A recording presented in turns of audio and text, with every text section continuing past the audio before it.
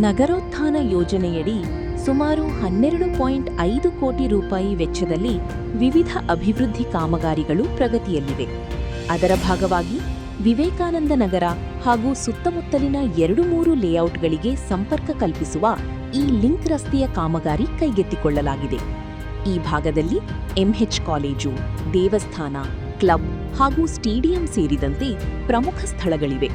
ಹಲವು ವರ್ಷಗಳಿಂದ ರಸ್ತೆ ಹದಗೆಟ್ಟಿದ್ದರಿಂದ ಮಳೆ ಬಂದಾಗ ವಿದ್ಯಾರ್ಥಿಗಳು, ಪೋಷಕರು ಹಾಗೂ ಸಾರ್ವಜನಿಕರು ಸಾಕಷ್ಟು ತೊಂದರೆ ಅನುಭವಿಸುತ್ತಿದ್ದರು.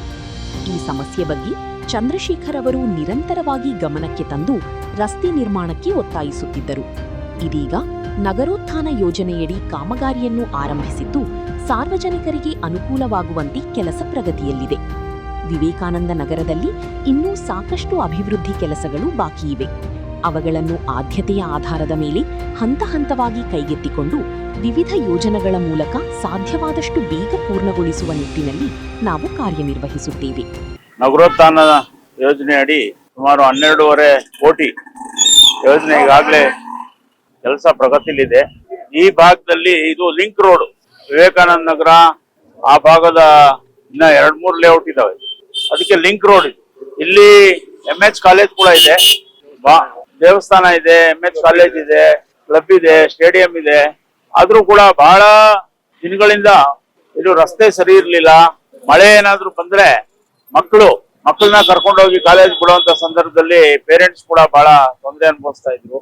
ನಿರಂತರವಾಗಿ ನಮ್ ಚಂದ್ರಶೇಖರ್ ಅವರು ಒಂದು 50 ಸಾರಿ ಫೋನ್ ಮಾಡಿರ್ಬೋದು, ಇದೊಂದು ರೋಡ್ ಮಾಡಿಸ್ಬಿಡಿ ಸರ್, ರೋಡ್ ಮಾಡಿಸ್ಬಿಡಿ. ಕೊನೆಗೆ ನಗರೋತ್ಥಾನದಲ್ಲಿ ಸೇರಿಸಿದ್ವಿ. ನಗರೋತ್ಥಾನ ಸ್ವಲ್ಪ ಡಿಲೇ ಆಯ್ತು, ಟೆಂಡರ್ ಓಪನ್ ಮಾಡಿ ಫೈನಲ್ ಮಾಡೋದು ಡಿಲೇ ಆಯ್ತು. ಆದ್ರೂ ಈಗಾಗಲೇ ಓಪನ್ ಮಾಡಿ ನಾವು ಕಾರ್ಯಾದೇಶವನ್ನ ಕೊಟ್ಟು ಈಗಾಗಲೇ ನಗರೋತ್ಥಾನದಡಿ ಕೆಲಸಗಳೆಲ್ಲ ಕಡೆ ಪ್ರಾರಂಭ ಆಗಿದ್ದಾವೆ. ಈ ನಿಟ್ಟಿನಲ್ಲಿ ಇದೊಂದು ಬಹಳ ಮುಖ್ಯವಾದಂತ ರಸ್ತೆ ಇತ್ತು. ವಿವೇಕಾನಂದ ನಗರದಲ್ಲಿ ಬಹಳಷ್ಟು ಕೆಲಸ ಇನ್ನೂ ಬಾಕಿ ಇದೆ. ಹಾಗಾಗಿ ನಾವು ಹಂತವಾಗಿ ಪ್ರಿಯಾರಿಟಿ ಮೇಲೆ ಈ ಒಂದು ಕೆಲಸ ಕಾರ್ಯಗಳನ್ನ ಕೈಗೆತ್ತಿಕೊಂತಾ ಇದ್ದೀವಿ.